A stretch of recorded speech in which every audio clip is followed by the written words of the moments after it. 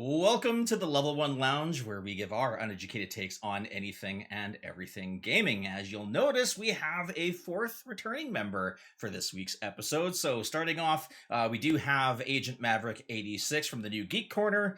We have the author of Shade Falling and fellow YouTuber Irish Bandit Rob. And from the In My House Pro Wrestling Podcast, let's all give a big welcome back to Monster Hospital. Gentlemen, hello, good evening.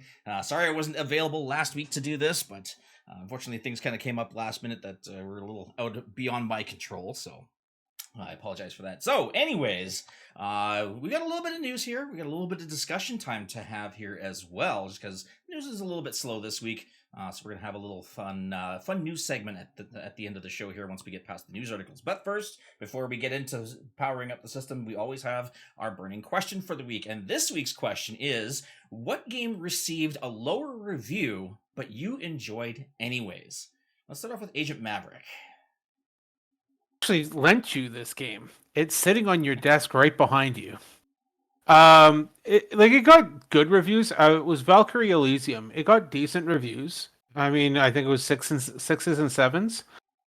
And I've actually, as I've said before in the last few podcasts, I've started to agree with Monster that gameplay is king when it comes to games.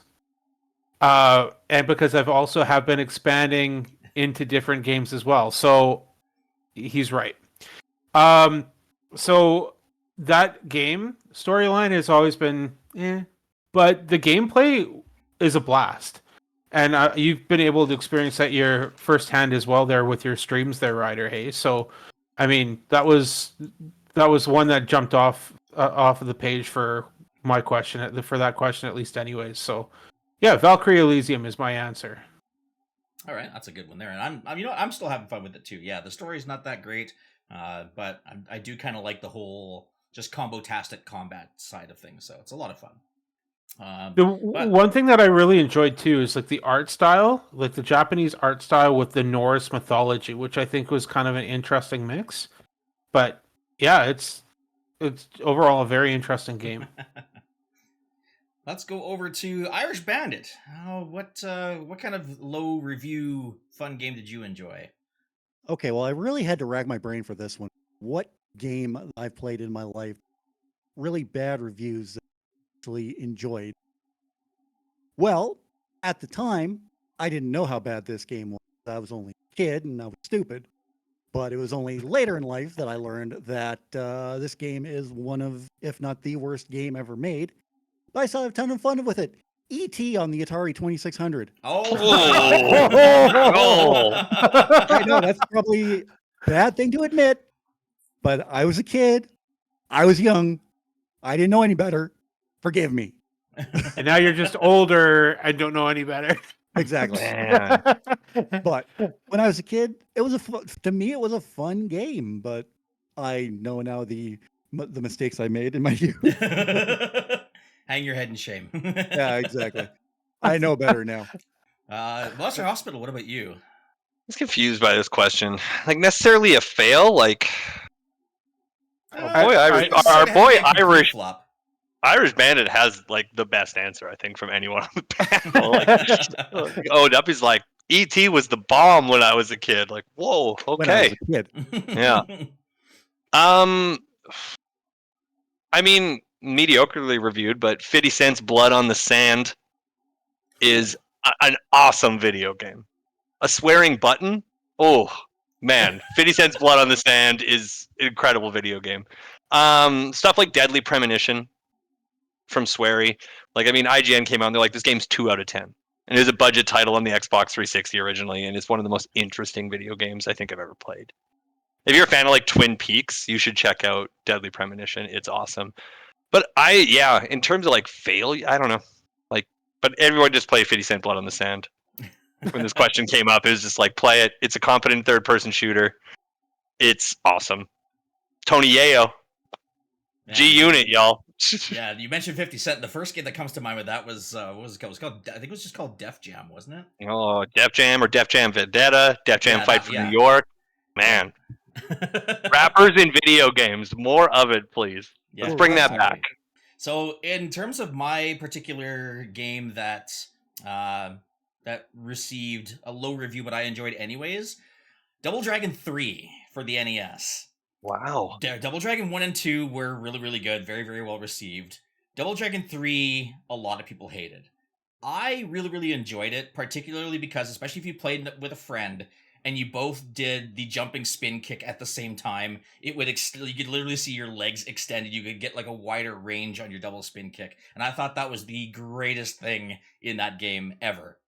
But yeah, like you take a look at the reviews, it got very, very poor reviews for good reason. There were so many typos throughout the game. I think instead of Billy and Jimmy. Was it Bimmy and Jimmy? And was it Bimmy and Jimmy in 3? Bimmy and Jimmy in 3, yeah, exactly. So, I mean, that just kind of goes to show the quality assurance that went into that particular game. The fact that you can fight a couple of various bosses that will eventually join your side, even if you kick them off of a ledge or off of a basically off the screen and off a cliff or something like that, and then all of a sudden they're on your team and going, "Oh, hey, you bested me. I'd rather join you." Really? Yeah. I have video questions. games. Video game reality. It's awesome. But yeah, Double Dragon 3 NES. I still had a ton of fun with that game, despite how badly it was received. I mean, talking about typos, my favorite game of all time has "this guy are sick" in it, so I can't complain. That's true. Yeah, that's very, very true. I vaguely remember Double Dragon's movie at one point. Wasn't there a movie that was done? Unfortunately, there was. Yeah, well, unfortunately, there definitely was. I don't remember who started it, and I'm pretty sure I erased that movie from my memory for good reason. I'm a big Scott Wolf guy, so Big Party of Five guy. He was in that. Oh yeah, that's right. I totally forgot about that too. But anyways, so now that we've gotten through the question of the day, we can go ahead, pick up our controllers, power up the system, and let's hit level 1. So we've got a few news articles to go through here. The first one that we're going to talk about is Sony shutting down Concord developer Firewalk and permanently canceling the game. So Concord developer Firewalk Studios has been closed by Sony Interactive Entertainment, according to an internal email from CEO Herman Hulst. The failed shooter had been permanently sunset, Hulst confirmed, and will not return. After much thought, we have determined the best path forward is to permanently sunset the game and close the studio, Hulst said in an email to employees. I want to thank all of Firewalk for their craftsmanship, creative spirit, and dedication. So, who saw this coming? Yeah, exactly. Oh my goodness. Yeah, I mean, I'm surprised. The only thing that really, really shocks me is that it was sunset and shuttered in terms of the studio this quickly. I figured maybe they might, try and stick around for at least a few more months, maybe try to do something with the game, but at the same time... I was expecting it to go to free to play, is what I was expecting. Concord was a spectacular failure. This doesn't surprise me at all. Sure, but if they had made it free to play, that was their biggest mistake. You opened it alongside Marvel Rivals. What a flop right there. It's going to set people off and drive people away from the game as well. And closing down the studio and not doing anything with it, it's kind of a shame because they could have released it as free to play. And of course, I can't believe I'm going to say this, but sneak in some microtransactions. There are people that would have paid for transactions and earn a little bit back. Not a great idea, but it would have helped. But that was kind of what I was expecting to see, is it just going free to play. Yeah. Not so much the microtransactions, but free to play, give access to everyone. And that was, or at least hold on to it until after Marvel Rivals is done and get it out the door then. But what a mistake. The whole thing was just, it was a disaster. Phenomenal failure. Yeah. I don't know. On a podcast where layoffs come up a lot, I want to hear Maverick's take on they shuttered an entire studio. Yeah. For one game. Yeah, you've poo-pooed on less in giant companies with layoffs. They shuttered an entire studio. And it isn't good. And again too, in terms of the review scale, Concord didn't critically bomb. No one bought it. Yeah. No one likes to buy a 7 out of 10. But it's stands from the beginning. hey guys, you're in a market where Overwatch is free to play. Like, you have to adapt. Like, what you're doing with your narrative stuff is cool. Like, yes, that's going to cost money, and yes, you wanted to keep pushing that forward. Admit defeat in that front. If the game shooting and stuff was fun, cool. Push it forward in a free model. Yes, you're going to lose people at the studio if you do that. You could have trimmed the fat. Like, you could have learned from that mistake and not had to shutter an entire studio. And this game that is clearly competent, like, it runs. It's just run of the mill. Like, I mean, the decision to charge money for it in the beginning was just like, yeah, I think people are really going to want to. The PlayStation brand and our fans they're diehards. They're going to do this. Like, they bought Helldivers too. Everybody liked that. You're like, well, that's not always going to be the case. Just to add to this too, Sony Interactive Entertainment acquired Firewalk Studios as of April 20th, 2023. So they've had this studio for a year and a bit, and just axed it. Like, I mean, what a waste of money on top of it all. Not only are people out of work, but you wasted a ton of money to buy the studio and do absolutely nothing with it. I was going to say, I can't remember if I saw it in the article or not. I don't know if they let everybody go or if they just redirected them to other studios within the branch, basically. So I can't recall. I can't recall if that was. I believe they were redirected, but I'll take a look. Yeah, I don't think many of them were given their walking papers outright. How many people are at the studio? It's a lot of jobs and shit. Yeah, I don't know. I don't think there were that many. I didn't read the article. I kind of glazed over it a little bit. Yeah, it looks like they are moving it. I don't see a number of people that were laid off, but yeah, it does around 210 employees were affected by the closure. Yeah. So I mean, it's not like the world's biggest studio, but nonetheless, like, what were they acquired for? Yeah, and still people are going to get redirected to other cities, so they're basically just shuffling them out like a deck of cards and just saying, okay, all right, here's what we're going to do. You go here, here, here, here, here, here, and we'll call it a wash type of thing. But yeah, go help Bungie, guys. They need all the help. Yeah, no doubt. Live service. But we're going to go ahead and move on to the next article here. So Marvel's Wolverine director departs Insomniac to take charge of Perfect Dark. A Ratchet and Clank leadership duo has now taken over Wolverine. The Marvel's Wolverine on PS5 now has a new leadership arrangement, according to a new report by GameFile.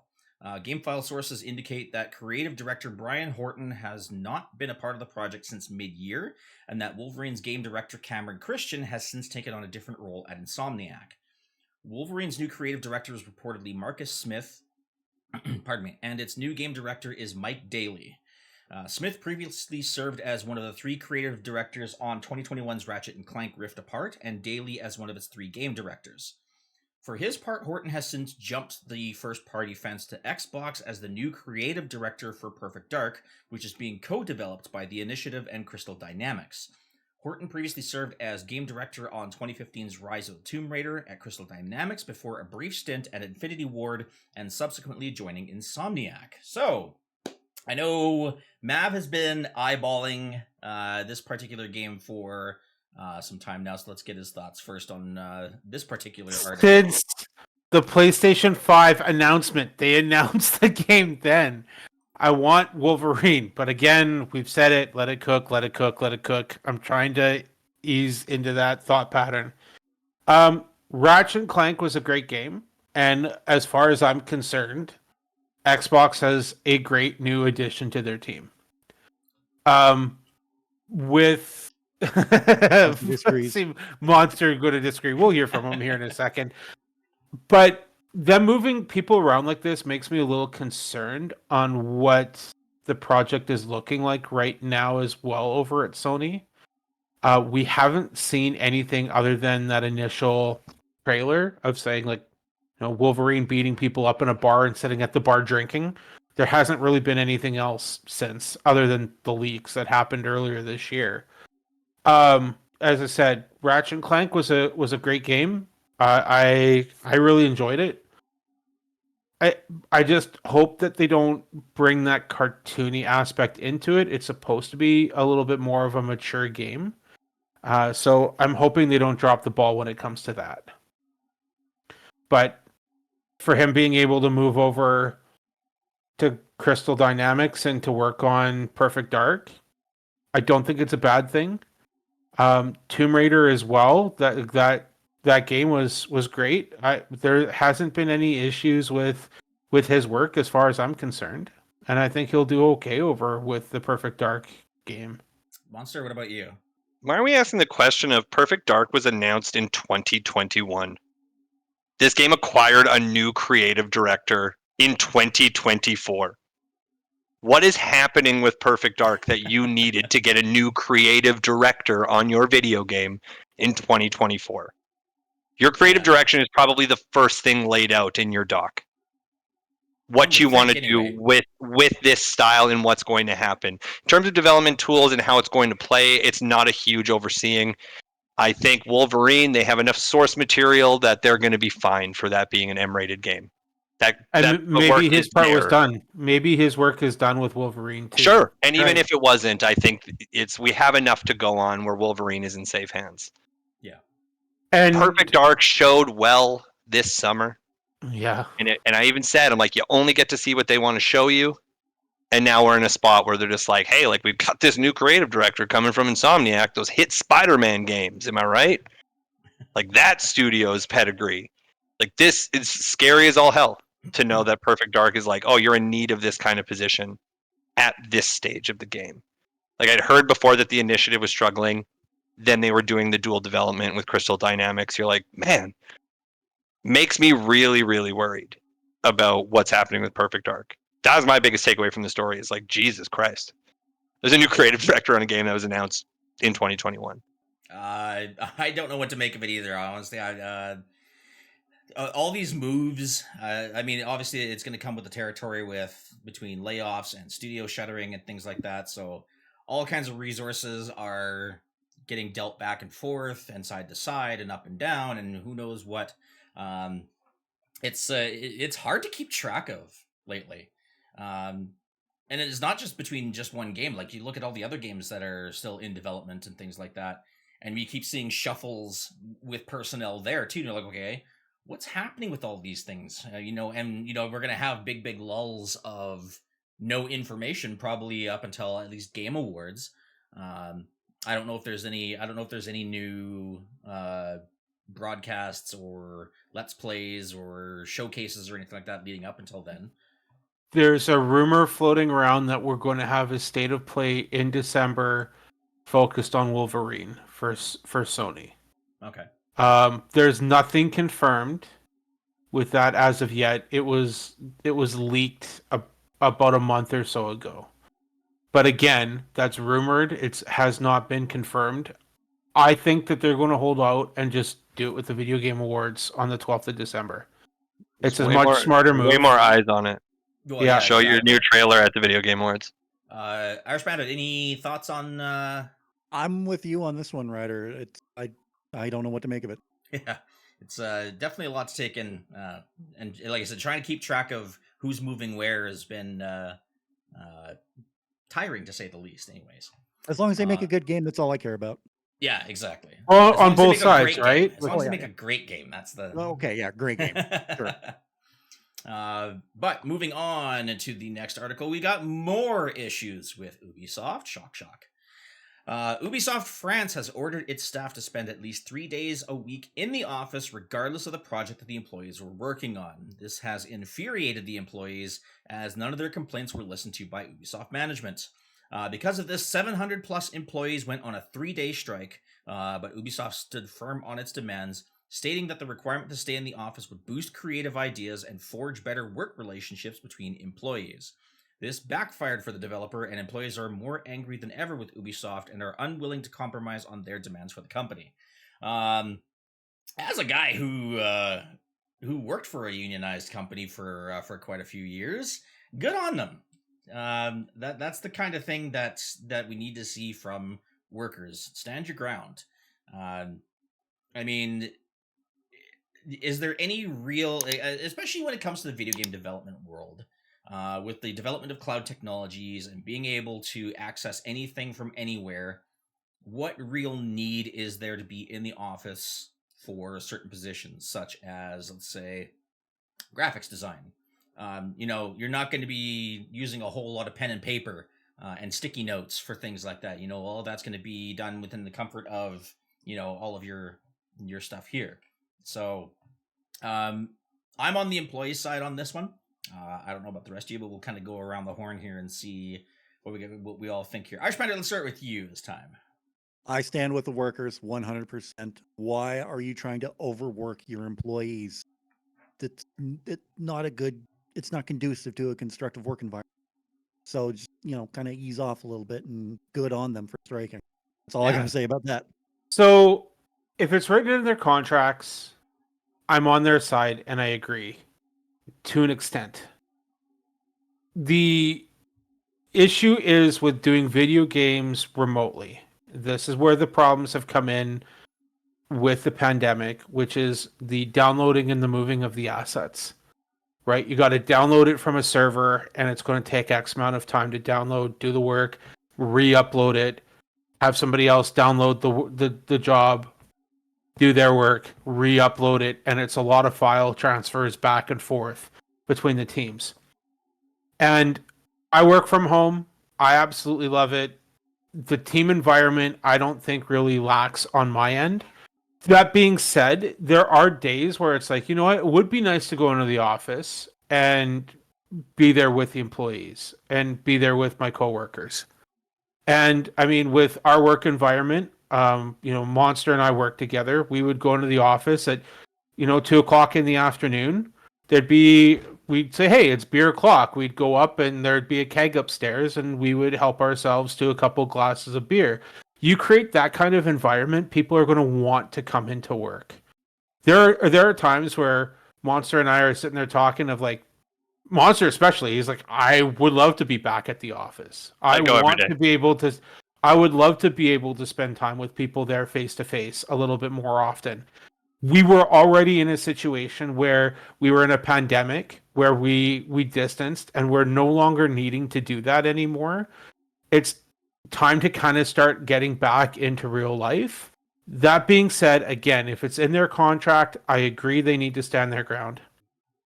I would love to side with them on this, but Ubisoft is also in a very, very vulnerable situation where uploading assets and games like that around is going to just delay these games further and it potentially push them to release more broken crap that we don't need.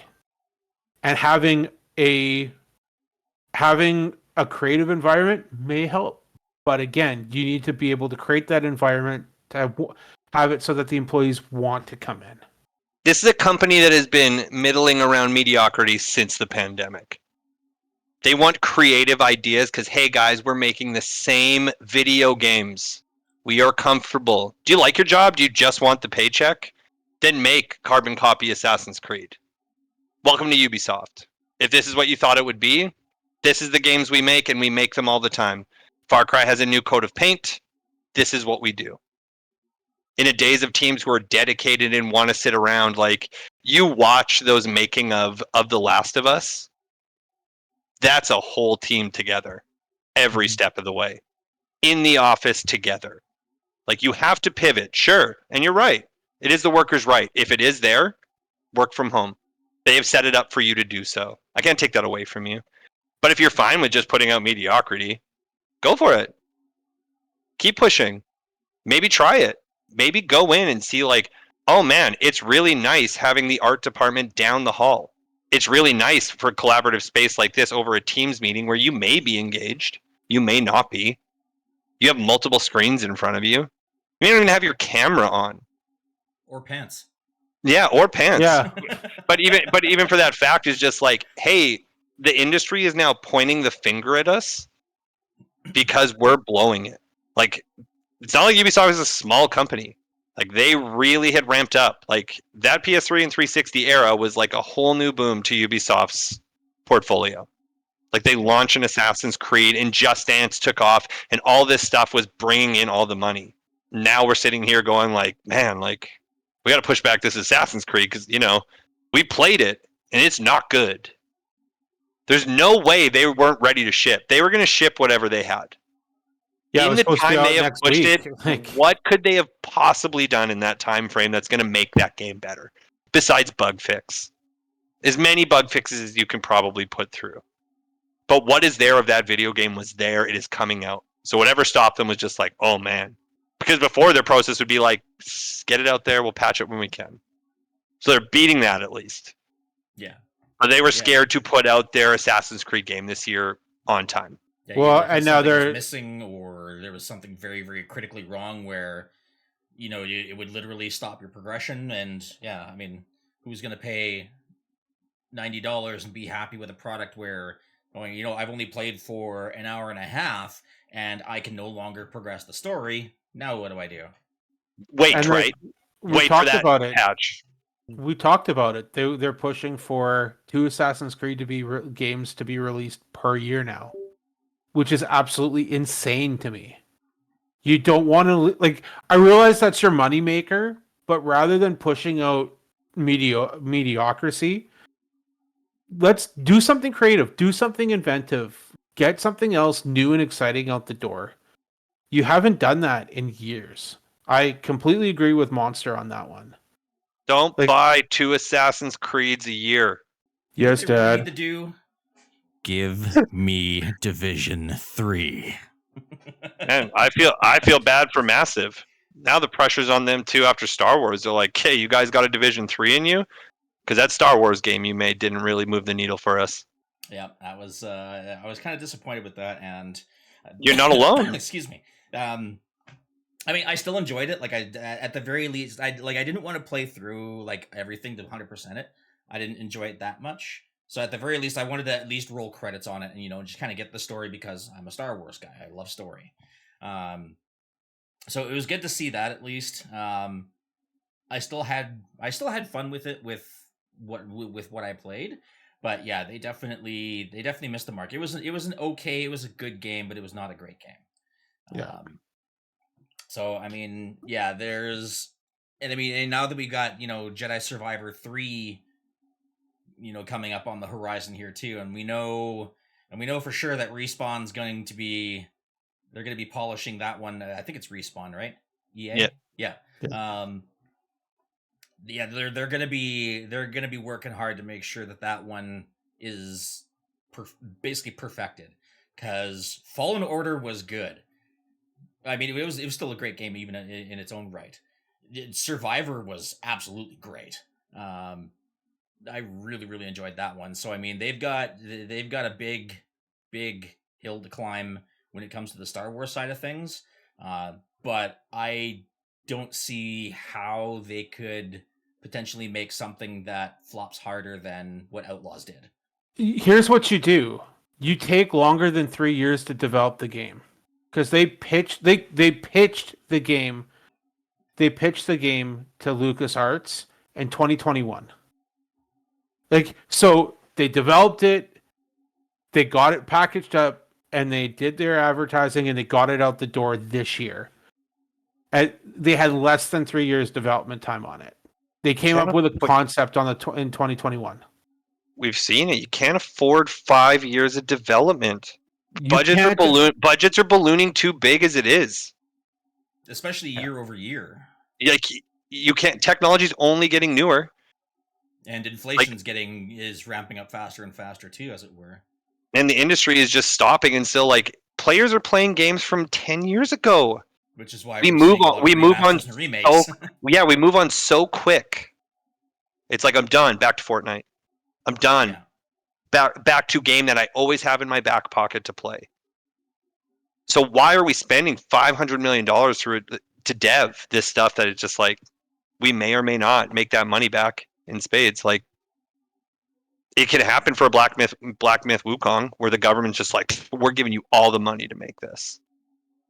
But there's companies too, like Spider-Man, too much money to develop. Alan Wake is just getting over the hump of like, we're going to be profitable in this game soon. You're like, that's crazy. Yeah, that's crazy. It's so much money. Yeah, like we talked about it on our one pod. I said Spider-Man has $400 million after development After advertising and pressing, it went out the door. They didn't turn a profit until March. Yeah. How can you? Yeah. And especially when you're just with- like, we want it as a flagship on the console. We can't move it to PC right away. Yeah. We got to sell hardware. We got to factor that in too. So if it went on We discussed PC, that a lot. of course, this is the Pod 4 where it's just like, why didn't Spider-Man come out on PC day one? Microsoft figured out this strategy. Forget it. Just put it on PC as well. You know, Yeah. We can't wait. Microsoft PC. is also doing one thing, like doing quite a few things right though too. Of like, screw it, put it on Game Pass. We'll earn the money on the subscription. Who cares if there's a box sitting in somebody's living room? They're doing the big one. They're like, let's put it on PlayStation. Yeah, let's put it as many places as we can, because at the end of the day, I think they have forecasted that, like, let's get out of game boxes and make sure everyone can play these games from our studios. We're a software company. Yeah. We are Microsoft. We are a software company. Yeah, always have been. So for them to move indie even over, you're like, yeah, guys, makes sense. I'll take that player base over on PlayStation 2. Sure, give them that little window. now is Halo next on PlayStation? I mean, if as long as there is dedicated Xboxes, I think stuff when people talk about Gears or Halo, like, I think those are staying on Xbox. But these other companies, At least Xbox didn't go the way of the Zune. yeah. I mean, That's a as Phil deep Spencer cut. Jr., this Shots is still potential. fired. This is still potential to happen. Yeah, exactly.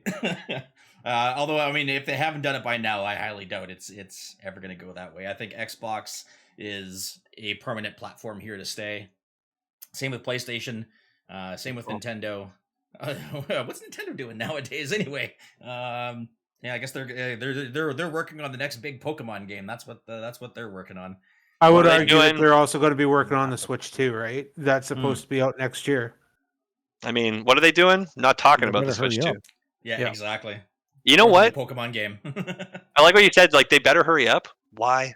They don't need Yeah. to. That's the thing. Yeah, they don't care. They've never ever played by the game of just like, oh, it's Microsoft Sony doing. They don't even have to worry about remasters and remakes. It's like, you want to play old games? Well, here, why don't we just put the actual old console into the new console? I mean, their Problem news today is solved. just like, their groundbreaking is just like, hey guys, you can play Switch 1 games on the Switch successor. You're like, I'd hope so. Yeah. You sold a lot of those, like a lot of those games, to tell people like, nah, you got to keep your Switch. Can you imagine the dumping ground of the Nintendo Switch? Oh, God. Everyone's gonna buy a Switch successor and be like, GameStop what do I would have be this for? flooded. Exactly. What's the trade-in value on a Nintendo Switch? $8. Yeah, exactly. So everybody has one. Like, what? We don't need this. Yeah. And then their markup would only be like 2 or 3% going, Nintendo Switch, gently used, $12.99. Switch becomes that new console that's in the bathroom on the magazines. Like if you ever had a friend who has like, there's a Game Boy in there with Tetris on it, sitting on, like, that's where it'll go. Yeah. Oh, That that's gives me good. some ideas. Hang on. You might be onto something here. All right. But in any case, let's go ahead and move on to the next article. So, the PlayStation 5 Pro will not be compatible with the PS5 Slim faceplates. There's been a lot of confusion about the PS5 Pro and whether you'll be able to attach existing PS5 Slim faceplates like the gorgeous pearlescent Chroma collection, which is coming soon. An Amazon Japan infographic said these wouldn't be compatible, but Sony's own wording appeared to suggest this information was incorrect. Who cares? I mean, I guess if you want to play dress up with your PS5, play dress up with your PS5. I don't care. Give me the games. That's what I bought. Or I shouldn't say I bought. The reason why I put this out there was to inform our viewers to say, don't go and buy the Slim plates for your PlayStation 5 Pro. That's all it was They're not intended to gonna be. fit. Yeah, they're not going to fit. Other than that, you're right.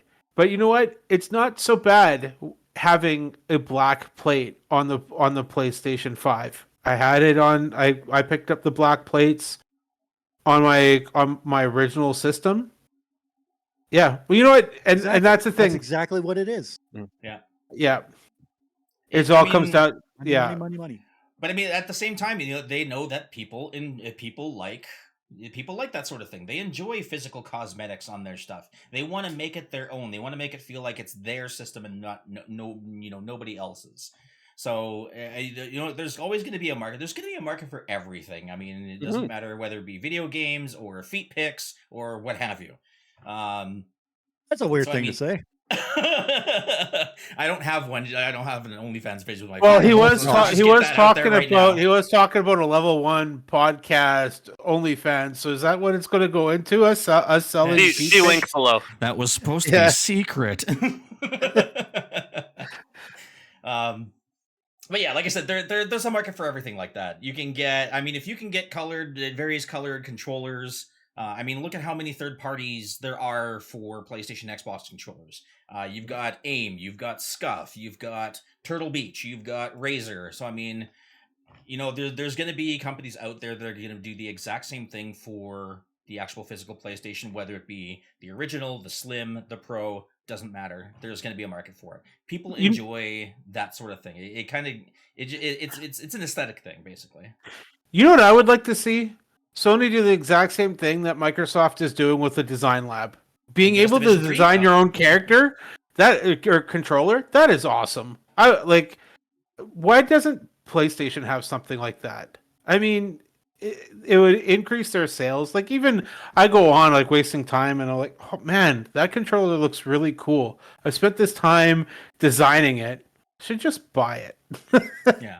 On that same regard, but I mean, you technically you still can. You just can't do it through Sony directly. You have to do it through another company.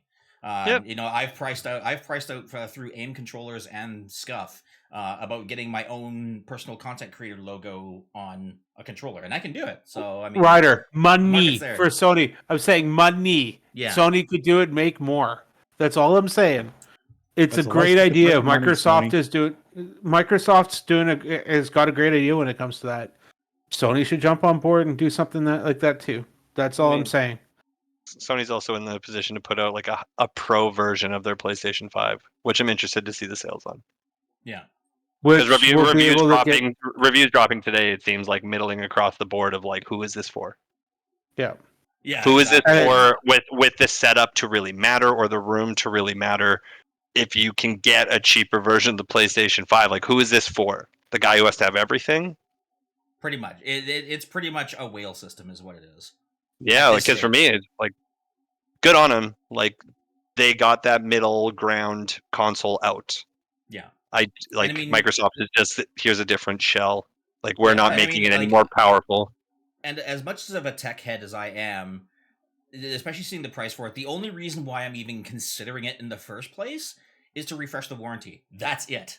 I'm not even, I mean, I love getting new hardware. I love getting more powerful hardware, things like that. I mean, yeah, it's great. I can upscale my games. Cool beans.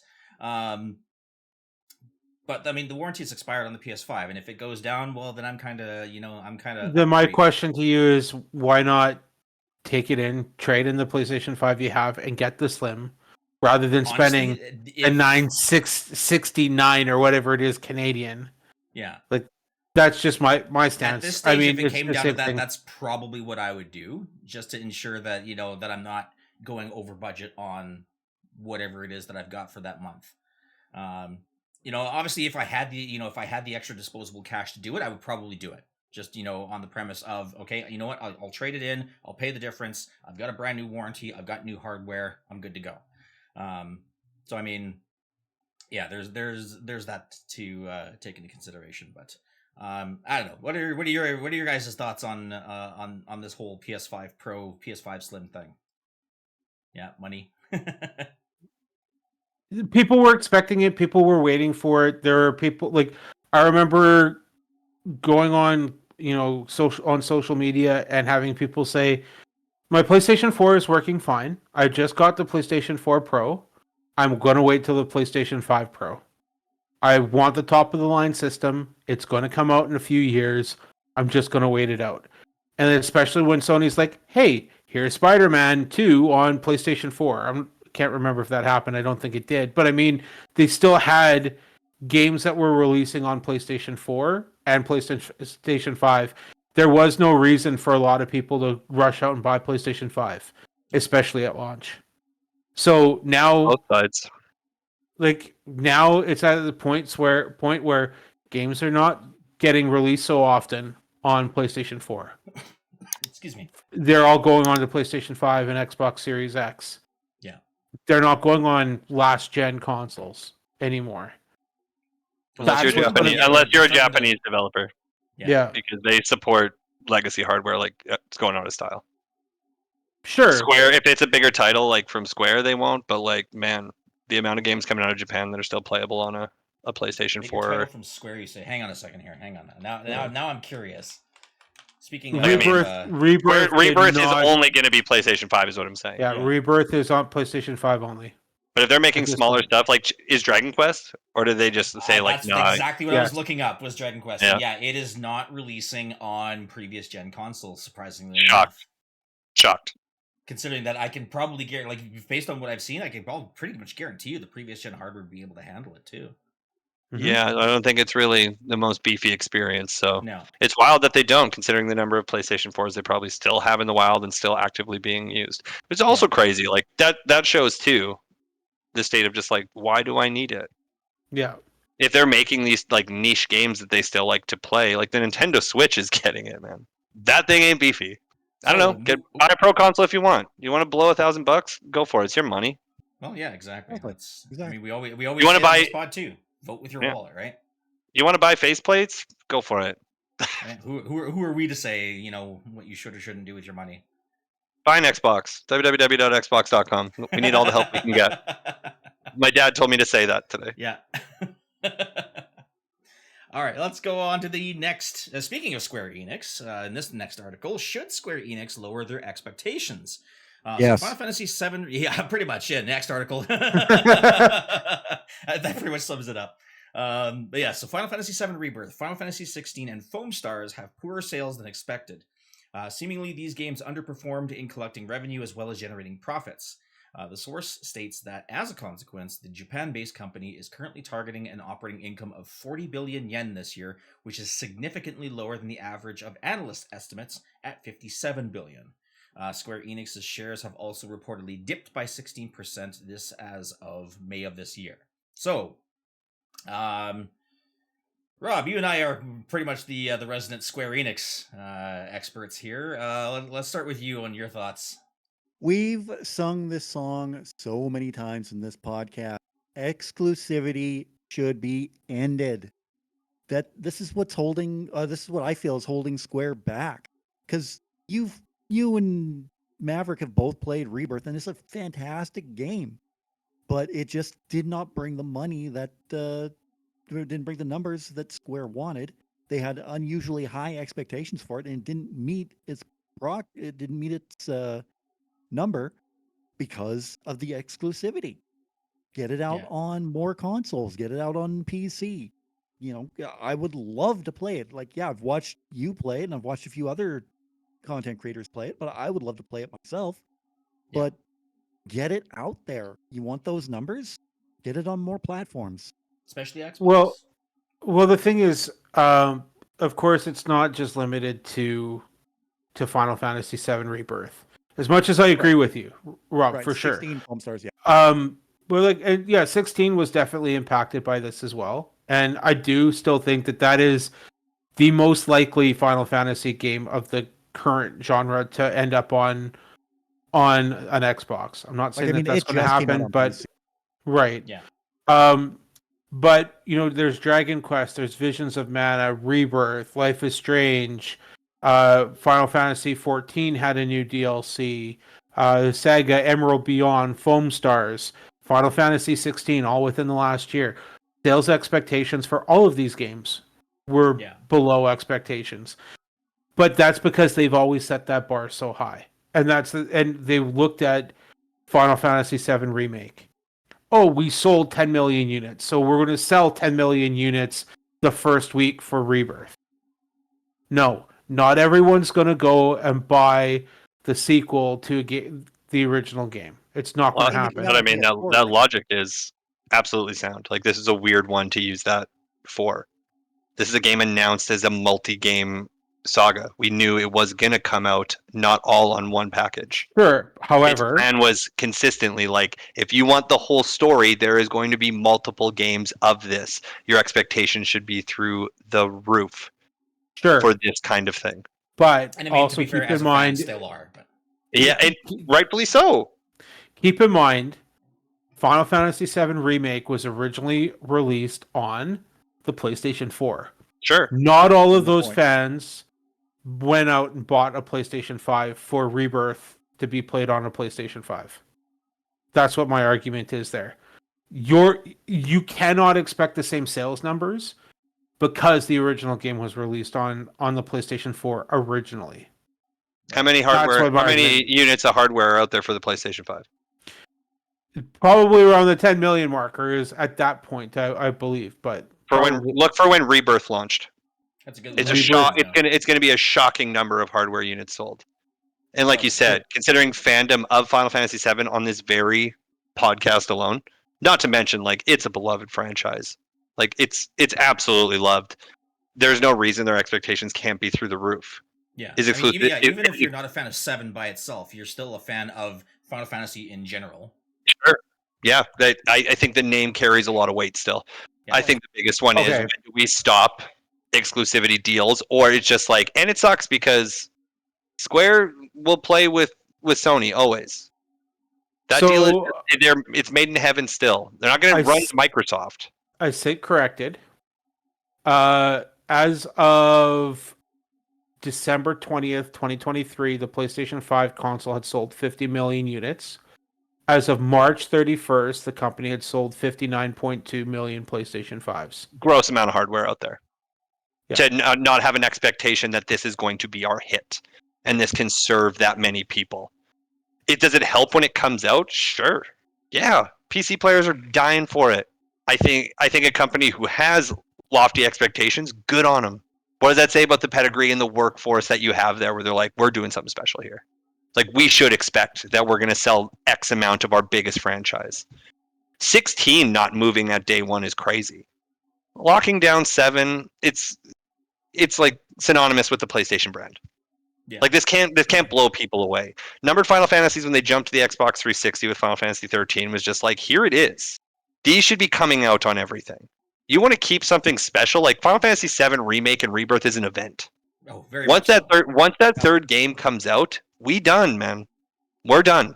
You want to talk to us in like 30 years where we may remake the remake because that's the way video games are going? Sure. But this is an event series for them, so their Oh expectations no, they're are going to like, remaster it for the PlayStation 6 for all three. Sure. All three. why not? Yeah. And it's just another, like, diehard fans will love it. But I think for them, like, yeah, Foam Stars, I get it. I don't think the development cost on Foam Stars is what you think it is. I think they Probably spent not. accordingly. I think they're very good at knowing they're like, how do we get smaller games out still to move the needle? Because, like, the Dragon Quest remakes that are coming out, I don't think are costing them an arm and a leg to put out. No, especially with the graphic style. I'm also not convinced that it's going to sell that well. Is my thing. I think Dragon Quest is going to do well across the platforms it's on. There is I'm not niche market convinced for it. Yeah. That one could go either way, honestly. I think this one will generate a lot of hype. The next two won't as much. But again, this is and much to the point of what Monster said about this being a multi-game thing, that's exactly what they're doing with the Dragon Quest series. They're going to release, because now they're releasing, rather than releasing them 1, 2, 3 like they did originally with the Nintendo. Now they're releasing 3, 1, 2 because now they're actually going in chronological story order. And doing it that way, and they came out and said, okay, this is the reason why we're doing it. So it's not like they're saying, hey, we're releasing 3 first and then we'll give you 1 and 2, but we're not going to tell you why. They didn't do that. Would have been funny What's if the they would have. Oh, go ahead, Rob. Sorry. No, I was just saying it would have been funnier if they would have. if they would have just kept the reasoning quiet. Yeah. And just kind of Maverick, what's your idea of a success then? Like, do you think Dragon Quest XI selling 6.5 million copies isn't? I'm not saying that it's not going to sell. I don't believe it's going to sell as well as what they think it's going to. I think that market, as Ryder said, is a niche market. I do not see a ton of people picking it up. Couple million copies, sure, but I'm not. It'll be under 10. Is what what you're saying 10. is they don't know that? I think that their Because expectations. I think they're well aware of what Dragon Quest is going to sell. Sure, but I don't believe that they they know how much it's going to sell. I think it's going to sell less than what they think again. In this particular case, though, I think they can temper their expectations a lot more and probably provide a more accurate number because it's coming out on all of these systems right away. Dragon Quest XI originally didn't. If I remember correctly, Dragon Quest XI originally released on PC only, and then came out on PlayStation 4. I think. Don't quote me on that, or do and just blast me in the comments. No, it was a rollout that was low. You're not wrong.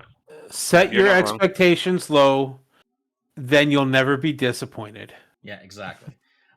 So I think their numbers can be a little bit higher than what we are probably anticipating here on the pod because of the lack of exclusivity to it. Like the fact that it is going to be on PlayStation, on Switch, on PC, on Xbox, all of it's going to be available. Just for the record, I'm the only one sitting here saying I think it's going to sell less units than what they think. Well, if we rewind, it was going to be the success they don't think it is. Like that kind of conversation. Like I think it's very much so going to hit the mark of what they projected. I think they're losing in the case of like Foam Stars they gave it out to people right away. You didn't even have an option that went to Plus right away. Yeah. Why would anyone go buy it after? Bad business move. You made a deal with Sony to keep a game on like Final Fantasy 16, which probably could have went over to Xbox just fine. 13 was there, 15 was there, did great for them. But you still you backed that horse where they're like, well, this PlayStation's kind of a big deal. Like they're going to do big things. Yeah, they're your countrymen. Like of course, stand by your people. Absolutely. But when you see the conversations now is like, yeah, we're still talking with Microsoft because we realize that like there are some things we don't have to keep exclusive. Kingdom Hearts is coming out on every platform when it launches. Kingdom Hearts 4 is not going to be locked down on a platform. They know. For that. We blew it before. Let's get it out. First time ever, Kingdom Hearts 3. And they came out and said we're not doing exclusive games anymore. And we've predicted Final Fantasy VII Rebirth, like Final Fantasy VII Remake series, is going to be the only thing that's going to be exclusive because there's likely a contract in place with Sony for that already. Sure, they're not going to breach. It's not like you can't make another one, right? One day they could be like, we want to bring back Vagrant Story. And Sony's like, well, that's ours, man. Like, we're Vagrant Story. There's only one place to play it still, and it's the PlayStation 1. Yeah. If you really want it, they kind of have the money to do that. And the relationship, too. Like, Pixel Remaster wasn't a gift. They're just like, this is what we can give you right now. Like, this is all we have for you. Sorry, guys. Like, you want these Mana games? Like, everyone loved Legend of Mana, so sure, throw that on Game Pass. We're scratching your back now. Some big drops. Like, everyone is waiting for the news where it's just like, Final Fantasy 16 is on an Xbox. Final Fantasy 7 could be on an Xbox still. That I don't think you sign a piece of paper that says this is locked in forever. If it hurts your business. Well, and we know the exclusivity contract for Rebirth was, if I remember correctly, it was only 6 months as opposed to the 1 year like Remake was. Yeah. But I mean that exclusivity has long since been ended, and we haven't heard anything about it coming out on other platforms yet. Why that is, I mean, we can really only speculate at this stage. But I'm just waiting for Rob's reaction of like, where is it on PC? Just give it to me now. Yeah. Take it in my veins. Let's go. I was also going to say, if Square Enix wants to remake any video game from their library, remake Parasite Eve for God's sake. Oh man, that would be one I'd love to see. They have so much to play with. Like, I think they were really smart in the PSP space when they did like Third Story for Parasite Eve. They could make smaller games. They still actually are a company that's wild, where I complain that there's not a lot of the AA games. They're kind of doing it. Like, Foam Stars was never put out to be like, this is a AAA game. They never approached it as such either, I think. Like, it's not a jab at Dragon Quest, but like, sorry guys, like these remasters and remakes, like I don't think they spent what Capcom spends on rebuilding Resident Evil. Like, I really don't think they do. I think everyone wants core Dragon Quest. They want it prettier, though. Yeah. Like, they want it to be those games because they love those games. In the case of, like, Final Fantasy VII, they're just like, let's get with the times here. And I do. Like, I can commend the battle system. Like, I think every Final Fantasy game going forward should just use that. Because it's really great, and it blends both of the things they do really well. I just wish the combat was better in 16. The boss fights were great. And that's an It attempt. was- Like we Regular- can make an action game. Yeah. Maybe we can be Devil May Cry. They brought people from teams like that to be like, let's do it. Yeah, you The missed a combat- step. I mean, the enemies I found in 16, they never really were a threat.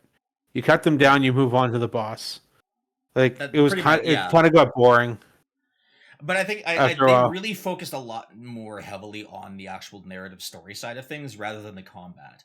I think they kind of did that on purpose, where all like the regular combat that happens outside of the boss fights was intentionally short and uninteresting because they wanted you to move to the next part to get to the next part of the story. Then do the big boss fight. Get into all the mechanics, get into all the story cutscenes and whatnot for it. You're absolutely right. The storyline was great, even though I felt like they ripped off certain aspects of Game of Thrones.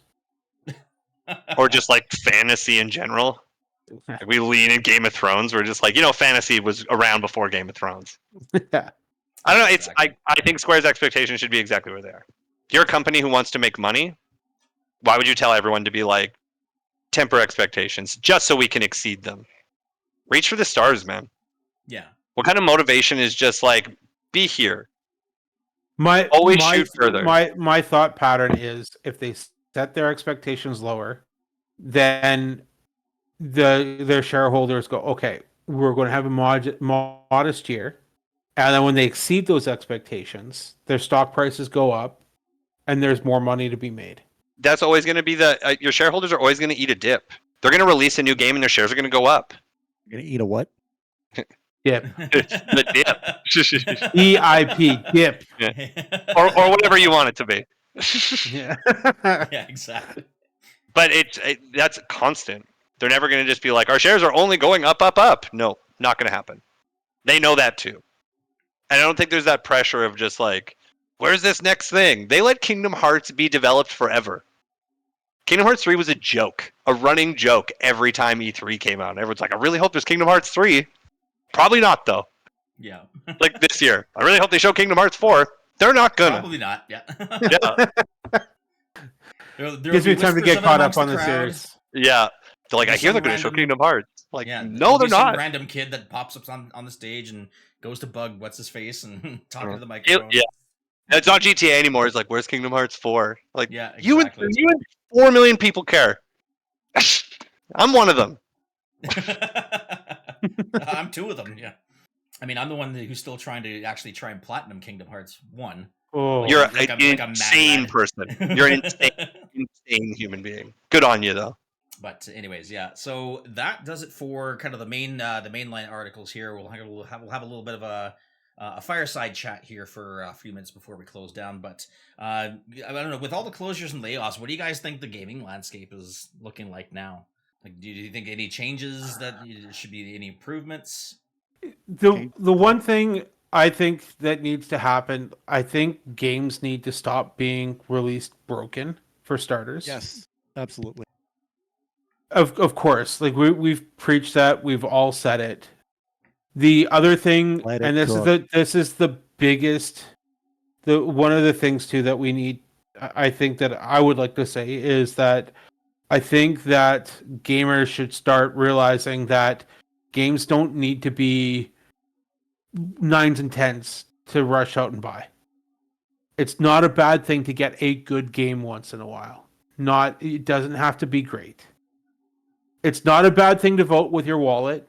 I get that. I'm all for that. That's fine. But have lower expectations for the games as well. Don't be going expecting a 9 or a 10 every time that you buy a game. Yeah, I think actually there's another question on this fireside chat here that kind of leads into that too, because you see a lot of companies that are doing reviews, and they're giving games 9s and 10s. You see it all the time on the like, especially a lot of social media advertisements. It's like there's the game poster, and here's 15 game companies that all scored it a 9.5 out of 10 or a 10 out of 10. And then you play it, and it's like, this isn't even close. So I mean, when it comes to that, like, do you guys even trust reviews anymore when you see things like that, or would you? It's No. more of a, I'd rather see it for myself. I'll be the one to give it the rating that I think it deserves. I'd rather see it for myself, play it. I'll make my own decision of what I feel about the game. It's great Ma- to see something yeah. like Final Fantasy VII Remake and Rebirth get like all these 9 out of 10s, 10 out of 10s, 9.5 out of 10s. But it basically is going to come down to how I feel. Game. Yeah, exactly. Maverick, answer accordingly with your answer. So, first of all, this is one of the reasons why I do reviews. It's because I like to try giving a more objective view in a lot of cases. I don't always agree with the reviews. Now, I personally, one of the companies that I used to go to all the time that I see the review now and I'm like, no, I'm not even going to touch it, which is Yeah. IGN. Do I it. I can't do it. As soon as I see, oh yeah, their review dropped. Yeah, there's going to be another review somewhere else. Let's see what they have to say.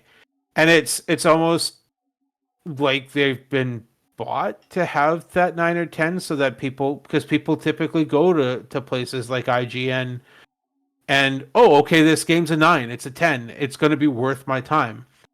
But I think that we're in an environment that these companies are being pushed to give those 9s or 10s so that the gamers are rushing out to pick these games up that are mediocre because people don't want to pay for mediocre anymore. They don't want to go out and buy Outlaws, which again, I understand. But again, I don't think there's anything wrong with having a 6 or 7 game once in a while. And like, having a game that comes out that's a 6 or 7 isn't the end of the world either. It's good. It's not great. It's good. Be proud of the work that you've done. Move on. I think one of the advantages that we have as consumers now, and I think this is where having all of these various subscription models starts to become an advantage. I know, Mav, you unfortunately paid how much for Star Wars Outlaws for your copy? I paid $160 because I wanted the gold edition and the DLCs, and I did not care to get an additional subscription. But I also replay every single one of my games, and I've jumped back into Outlaws again here and there. Yeah. It's not my main focus right now, but I have jumped into it. I've been wanting to gear up for the DLC. I just haven't wanted to pay the subscription. And I'm eventually going to go back and replay the whole game start to finish because I replay everything. Yeah. And I realize that my backlog is long and we all make the joke. But honestly, at some point, I'll be like, you know what? This was a fun game. I'm going to jump back into it. There's these improvements that were made. I want to give it a go. I had fun with it. It's decent. I want to give it another shot. What if I told you could do that for $60 Or in my case, 20. or 20? You could I'd do all those things you're saying for half the price. I know I didn't have to buy the DLCs included with that. But again, that's something that I will eventually, like when I replay those games, I replay all the DLCs too every single time. Yeah. It's just factoring in again where it's just like you're one to cancel a subscription then get it again later anyway, if it be Netflix or it be this or that. So this is no different in that case. Nonetheless, much like the PS5 Pro, you want to blow your money like that, go for it. I'm not going to stop you. You're an adult man with your own money. Sure. My issue is too when you say you review games. Have you or have you not said I'm going to wait for the review on this one? In some cases, I have. Yes. So we are now coming from all of us were the era we grew up in video games. You had a chance to hear about games once a month through your magazine of choosing. You can get reviews at your if you everyone like Game Pro, Nintendo Game Power, Game Pro, like you waited, right? Previews were king. You heard about games and you saw them only in image alone. I liked when I don't know if you guys are familiar with giantbomb.com, but they stopped the review process in favor of quick play. So we're going to show you the game. We're not going to label it 5 stars. We're not going to do this. Here's 2 hours of us playing this game. I think Twitch streamers are actually in a really interesting thing too, where I'm not a huge influencer guy by any means, but I think the platform as a whole could do really good because people are going to get to see that game and not necessarily them coming out and being like, it's trash. Like, here it is. Like, I wish there was more people who it's just like, your commentary is not needed. Some people build their character off that, right? But here's a playthrough of the game. I'm not going to say it. Look for what it is. the second anyone tells you to inform your opinion, like IGN just stamps a red number on it. How many people do you think read IGN's reviews? What do you think the percentage is of the actual editorial? Less than 10%. Yeah, they look for the number and that's it. Sure, and now we made it easier. We're like, just go to Metacritic. Just use the aggregator. This went through everyone's scoring. So no one has like a trusted review source. So like when we were reading magazines, like those guys worked there because they were passionate about video games and like they kept writing jobs there. So when you're reading those, you're probably reading the same 6 guys who you became to trust, right? We don't trust That was anyone peak anymore. journalism back in the day. But I've been arguing video game journalism is just ridiculous. Like there's very few On that note, video game journalists. I will agree that I have tried to veer away a little bit more from reviews and gone to gameplay footage and watched gameplay a little bit more. Be like, oh, this would be something I'm interested in. This is something I would like to do a review on. If it's not great, fine. Whatever. At least I've given it that shot. Star Wars Outlaws was a prime example of me going, it's a Star Wars game. I want to give it a shot. I'm going to pick it up. I'm going to play it. Dead Space, the remake that came out last year. I didn't need to spend a ton of time on waiting for the reviews and the gameplay. I knew it was a remake of a beloved game. I'm going to pick it up. I want to give it a go. Things like that do take into account for those decisions as well. But as you've said, gameplay is king. Yeah, but we're not getting to play it. So there you go. Sure. This is where it's coming back to where you're saying what's holding back. You watched a trailer. Game demos is where your marketing money should be. What do you want the player to make up their mind for? Give them a demo. You had to go to a show at some point. You showed a demo to someone. There was a clip of your game cut out for you to take for marketing purpose for people to play. The press get to play a preview. Everyone gets their hands on this to be able to sell it to us. Why aren't you just putting that on storefronts? The 360 and PS3 era were like the last and the great. Here's the demo for upcoming game. You decide. You can read all the previews you want, but like, here is an hour of this thing that is coming out. Get your hands on it. Well, PlayStation does do that for some games with trials, but you need extra or premium in order to do it. No, but this is where I was saying. Trials is whatever. That's for games that are released. Yeah. Here, go ahead, play more of it. No. No, I want to play that game before it store sells. Like, I want to see that thing when the press gets to see it. Play the same hour-long demo. Yeah. Well, the only difference is like their marketing tool is like use it and splash it on your website where everyone will see it. Final Fantasy VII Rebirth did that. They had 2 demos, if I recall, before release. Sure, and press got them before you, the player. Yeah. Is the argument. Same with Remake. Yeah, like they got to see it. They were talking about it before you were. It should be the day the press see it in a demo or preview format, you're going to get it. We knew what it was when they said they're like, press got to play Rebirth. Like, I think they're going to do that demo again. Probably. And we're starting to see that more in the content creator universe as well. YouTubers, Twitch streamers, things like that.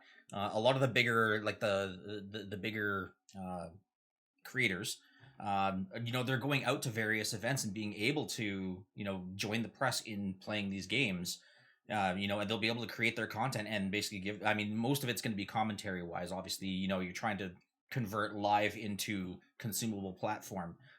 You got to put something in between, but I think we're going to see more and more of that too, where more and more content creators are going to be the ones giving out the reviews rather than press or IGN or other journalists, things like that. And I think that's where it comes into the last part of that original question is, do you even trust reviews anymore? I think fewer people are going to trust things like IGN and online documentation. Metacritic would be the exception to it because they're like I say, they're what's the word I'm looking for? Not congregating, not allocating.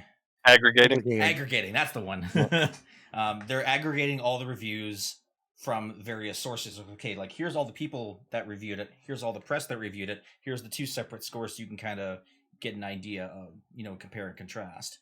But like I said, I think we're going to see less of that and more content creator reviews that are getting invited out to these preview events where exactly as Monster Hospital said, here's an hour of this thing that we're gonna sell. Try it out. Tell us what you think.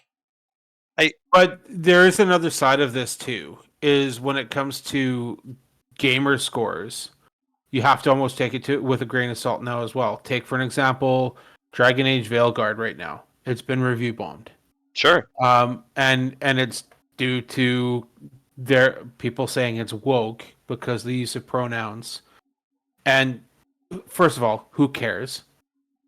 Second of all, there's no reason to be able to have to review bomb these games. Put out an honest review. If it's something you don't like, fine, whatever, move on. It's fine to put your voice out there, but to review bomb it isn't great either. And we have to be able to sift through the BS for both those gamer scores as well as what these companies are saying, because there's too much on either side. I find, and that would be my complaint there. You can never lose the user voice anymore, regardless of review bombing. Sure. It will never happen. 4chan is a place. Communities like that exist.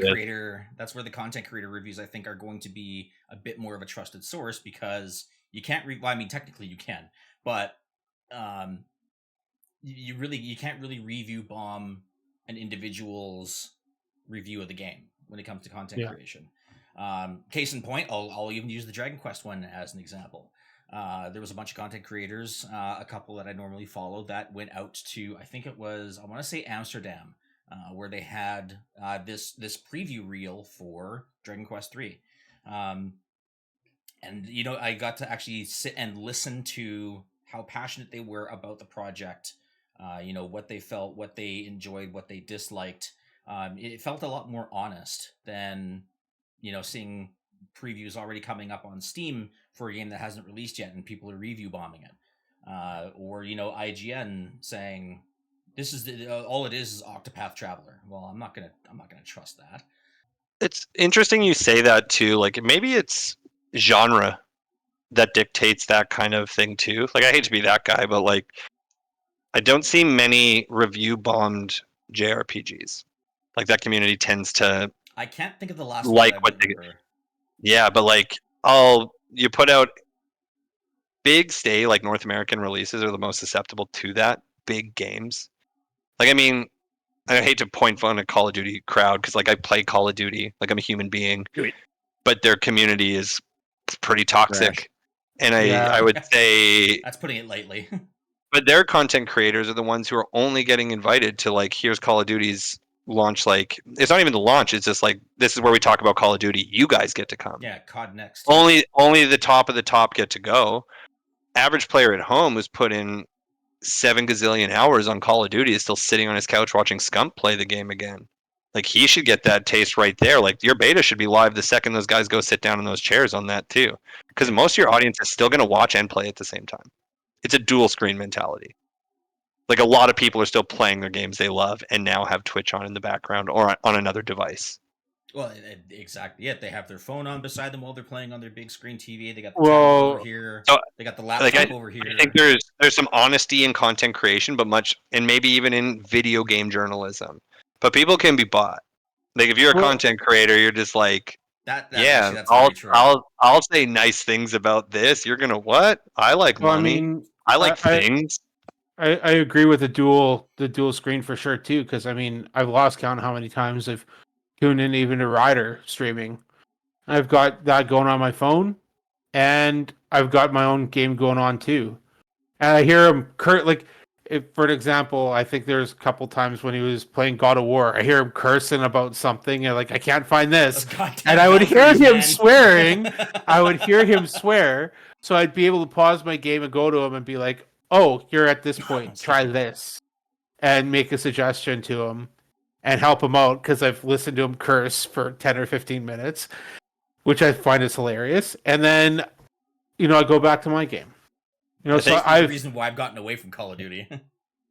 I think the landscape question is the important one. I don't think video games are as original because we don't let them be. Yeah. We have told the audience with all of media, I just don't want to throw video games under the bus, because video games especially, like, hurts my heart. because I think there was a really good era, and the last good one was that 360 PS3 era where we were willing to take chance and like really able to do something different and new, and people would go. A Disney buying Star Wars and Marvel, this is your schedule of movies. Get excited only for these. We're telling you the only thing that should get you to the theater should have a superhero in it, or it should be an existing franchise. We've done the same with video games. It's still the exact same case. Like if you think of the games you're buying the fourth in an installment of Dragon Age. You're or buying the remastered of a remake. Yeah.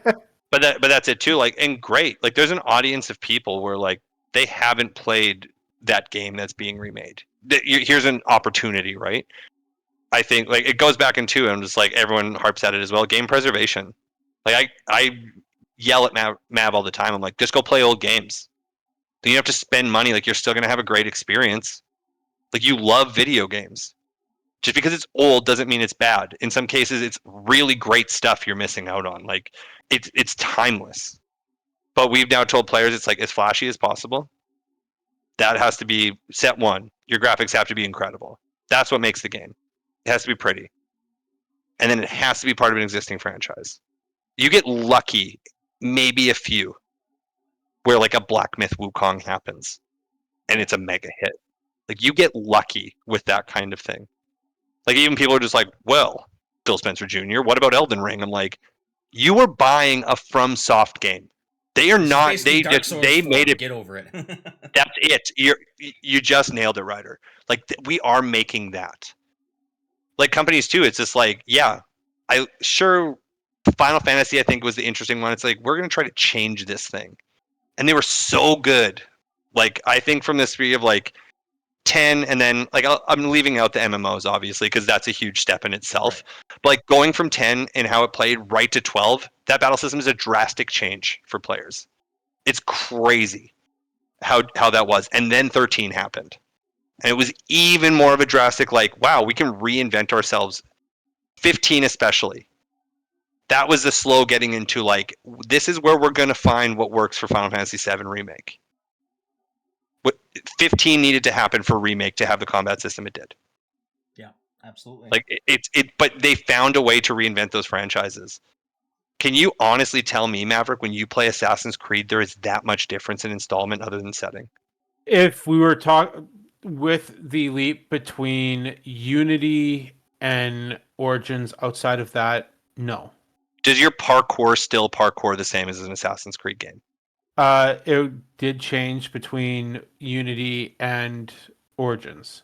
Yeah, and between by Origins, change, you mean what? Origins, the controls were, you had a little bit more control over climbing up or climbing down on a wall. You mean you were pressing more? Sure, but I mean the combat was updated as well. There's more focus on parrying and dodging, for an example, than what it was on the original content. That being said, that was since Origins. We've had Odyssey, we've had Valhalla, we've had Mirage. There hasn't been any changes with that. I'm not expecting any changes with Shadow. I'm expecting, hey, I've played Mirage. I'm used to this control, and it just translating to the exact same game, or to that other game with the exact same controls. Nothing's changing other than the settings, like what you're saying. So again, short answer, no, nothing's changed. They made a leap though. I'm giving them credit after Unity. But after that, no. We have a new cycle of hardware, so we can just keep making the same thing. Sure. And the players want it. Call of Duty's like, they refine advancements by like, here's our movement system this year, guys. You're like, cool, but at the end of the day, we're doing what? You're like, all those Call of Duty things you love doing. Yeah, exactly. Like, you know what? Like all of those Call of Duty things you love doing. I gotta say, with Call of Duty this year, the campaign was way better than what I was expecting it to be. And because at one point I'm like, okay, it's run, gun, whatever. But then I get into a mission of like, hey, there's 3 or 4 different ways of getting through this mission. Or now I'm in a situation where my character is hallucinating and seeing zombies. And it was one of the scarier, as scary as I guess it could get with Call of Duty levels that I've seen in a while. And it just refreshed what I was doing. I think when Chew was on, he was talking about Ghost of Tsushima, where I feel like I'm getting bored, I'm doing the same thing, I'm going all of this, and then all of a sudden you're getting behind a gun and shooting down ships, and that gave him a new lease on the game. Call of Duty did that for me this year. Yeah, but I mean, between Black But Ops, outside Modern of that, Warfare, Ghosts, Vanguard, World at War, you look at all those Call of Duty things, and they all have the one thing in common: 360 no scopes. Yeah, and you know what? Like the competitive multiplayer part is what keeps people coming back. Like there's no doubt about it. Like replayability is huge for the franchise. You want to keep people engaged as long as possible and maximize the dollars. So that's great. Like I mean, some games we're never going to see the end of that though. But like for someone like a lot of the pod here, like you guys really like a game where it's crafted and there's going to be a start and an end and there's going to be a whole narrative told. Mostly in a 3-act structure. Let's get real. They learn a lot from movies and video games. And it's what you like to play. Like Mav, you don't play online games. no. You don't play online games at all. There's great experiences for online games. Does Helldivers count? Because Sure. did that for a while, and I would dive back in with that with you guys again. But even like the competitive part still works on me too. Like when I played the beta for Black Ops 6, I was like, man, like multiplayer shooters, like I wish I was better. Like I wish I still had what I had 10 years ago to play them. But now I'm just like, man, I'm a scrub out there, but I'm still like I'm still in it. Like it still feels fun, like that little rush you can get from playing a multiplayer game. But we weren't doing enough to change it. Like I think when Overwatch dropped, like Overwatch 1, it was what we needed at that time. Because it was so military based and it was so like gotta be an M-rated shooter. Overwatch happens, you're like, man, like what a crazy fun cast of characters. Remember when video games could have video gamey things, not everything had to be real life? Yeah. Like characters like cartoon characters were cool to have. Monster, I will say though too, I am starting to understand your love for indie games after playing Plucky Squire. Man, you I'm know what? That was getting a it. great game. It's people like Devolver, man. Do it for the love solely of guys who are just like, hey, we got this really wacky idea for a video game. They're like, cool, like we can help publish this and get this out for you. Because it is neat and it's weird and it's different. The problem is the money spent in gaming, we've shifted. Like I told you, the PS3 and 360 era, everybody played Braid. Xbox Live Arcade was flourishing. When those games hit, you were just like, you guys got to see Braid. It's crazy. Like Portal was an add-on in the orange box. Portal was a short game. Right. Blew people's minds. Like this is the kind of experience we don't get. Because really, like Maverick, think about your list of games purchased this year. Yeah. How many came from a AAA studio? And what do you think scores were aggregated from it? Probably 8 and above outside of Outlaws. Yeah, majority of the games that I played this year were AAA games. See, I like think there's a couple double A's. There's a few double A's in there, but I think the ones that really stand out, like I don't know if I would classify Stellar Blade to be AAA or not. Or for if sure that it would is. be- yeah. Absolutely. But I mean, there's been a few standout games, but I think my eyes have been open to more AA games and indie games with some of the experiences I've had this year. They all exist on the like we've given the tool, the ultimate tool of subscription services for video games. Every kid who had a Sega Genesis who didn't have Sega Channel was dreaming they had Sega Channel. You can have this now obtain it easy. There's so many small cool experiences hiding in there, but people justify their Game Pass purchase because like Call of Duty came on it. I'm like the library of games is massive. Like you can take a chance. You can play Venba in a sitting. It's a beautiful story. Reminds me of Cooking Mama. If you guys ever played Cooking Mama on the Wii, it does something different, and it tells a family story about immigrating to Canada. Like it's rewarding, and it doesn't overstay its welcome. There's so many of these games that they don't have the marketing budget, so they're not going to be splashed on all your favorite websites. They just can't afford to do it. So they make the Game Pass deal to be like, please just play our game. Yeah. Like, please play our game. And I think going back to Devolver Digital, I think one of the things that they do right as well is their interaction with basically the public on social media. You see them on social media all the time, blasting out. In fact, I know a couple of content creators who actually work for Devolver Digital. They're part of the community management team or the marketing team or what have you. There's other places that you can actually get a hold of games, if you're willing to put in the work to try and get them. One particular website that I'm probably is called Terminals. If any of you guys remember when I played Tales of Old Deathless Tales of Old Russ, I didn't buy that game. I got a free game key from Terminals. Yeah. I ended up getting a free game key from Terminals because, I made a pitch to them going, hey, this particular game is in my wheelhouse. I'd like to play this game and actually produce content for it. They're like, okay, here's a game key. There's so many different ways you can get it. And now, and Terminals has actually expanded now where you can get game keys on almost every platform, including mobile devices too. You love to hear it. Everyone wins, right? You see enough content creators who are all playing the same hot game. What you do to trend is to this is the game we're all playing at the moment, so we have to switch focus. But there's people who are out there where their content is dedicated to smaller stuff. Like they take the chance. Or I'm always a fan of the multi-game streamer. I don't watch dedicated Call of Duty streamers. I watch people who play and love video games of all kinds. It's a reason dads. like you know what? Even sad dads. But sad it's just need love too. Yeah, they need all the love, man. They're so sad. Those dads are so sad. But I like that there's these outlets for you to play a smaller game. And I'm not like, then everyone will be like, what a hipster. And I'm like, sure, that's what you can call me. But remember that people in our city, 2 brothers, created Cuphead. Right. And those 2 brothers had to make a deal with Microsoft to begin with, to be able to get more money on this little thing that blew up. They needed that help. Like that. I mean, Rob, they we made haven't- Tony Fox and Undertale. Rob, Tony we Fox haven't was really the heard. only person. One guy made Undertale. One guy. Mm-hmm. Rob, we didn't really hear much from you, I think, for this situation though. Like with the gaming landscape, like what do you think has to change? Basically, TLDR is take time with the games. Don't rush them out with all the bugs in them, like Cyberpunk 2077.